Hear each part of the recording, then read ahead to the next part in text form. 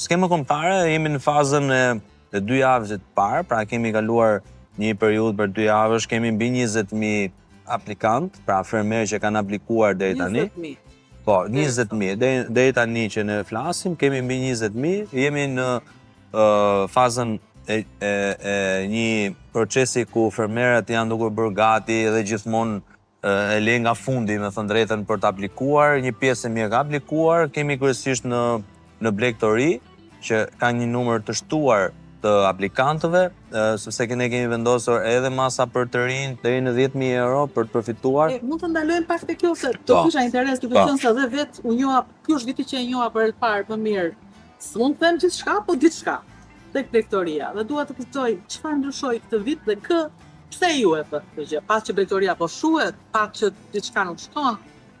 Ne pam që nuk është një ndryshim, por një mbështetje për Blegtori. Blegtoria ka një interes për ta ndihmuar, për t'i qenë pranë, për t'i dhënë mundësi që ata të jenë të interesuar për Blegtori. Dhe ne ndryshuam një qasje për t'i ndihmuar me 3 forma. Forma e parë është ulja e pragut, sepse kishte një interes për uljen e pragut, se jo të gjithë kanë mbi 100 krerë. Dhe ne duhet ta ulim numrin e pragut, qoftë tek të imtat, por edhe tek gjedi. Kushtoi. Pra nga 10 lop e kishim e quam në 5, nga 100 krerë për dele apo 10 e quam në 50. Dhe të gjithë tani kanë mundësi që të aplikojnë dhe të bëhen pjesë. Dhe nga këtu i kaluam nga 12.000 lekë të vjetra në 15.000 lekë. Pra i rritëm dhe vlerën për të ndihmuar. Dhe nga 100.000 lekë që e kishim për gjedhin, për lopët, e quam në 120.000 lekë. Pra, përveç mbështetjes, por edhe uljen e pragut. Pra, interesi i shtetit shqiptar është që kush më shumë tek Blegtoria? Ku e kam? Atëherë, duke qenë se ne kemi një zinxhir ekonomik, jo vetëm në Blegtori edhe në sasinë që ne prodhojmë, e qoftë tek mishi, tek qumshti apo tek nën produktet që kemi në treg, sepse nuk bëhet fjalë vetëm tek numri i krerëve, edhe ne po investojmë te numri i krerëve, por është një zinxhir që tek mënyra se si ne prodhojmë, tek qumshti, tek mishi, tek çdo produkt që shkon në treg.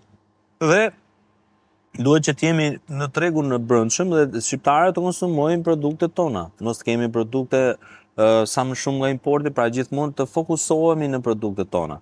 Kemi kompani të mëdha që janë duke përpunuar qoftë qumshi në produktet e tij, qoftë tek mishi tani që kanë interes agroturizmat e shumë që janë duke ndërtuar. Dhe ne jemi duke përgatitur dhe ligjin për agroturizëm që ta lehtësojmë sa më shumë dhe të kenë të gjithë agroturizmat të përfitojnë nga mënyra se si ne po e ndërtojmë ligjin, sepse e kemi pas deri tani disa problematika që ne janë ankuar agroturizmat, por kishte disa mënyra në mënyrën se si ne aplikonim për agroturizmat, kishte disa procese që ne i kemi heq tashmë për të përfituar agroturizmat sa më shumë, për ta çuar në 1.000 agroturizma në Shqipëri, sipas vizionit që kryeministri e ka shprehur për agroturizmin në Shqipëri, sepse kemi një potencial shumë të mirë edhe nga paketa e maleve që jemi duke aplikuar në çdo bashki, që është një numër i konsiderueshëm për çdo bashki tashmë, që ne kemi kaluar edhe me vendim e qeverisë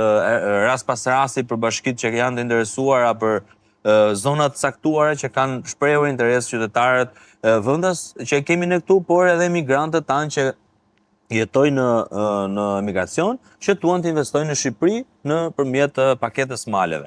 Pra, ky është një zinxhir ekonomik, mund të themi, që ne duhet të ndihmojmë. Jo vetëm këtë, kemi futur dhe 10.000 euro grant për të rinj që duan të jenë pjesë e Blegtorisë.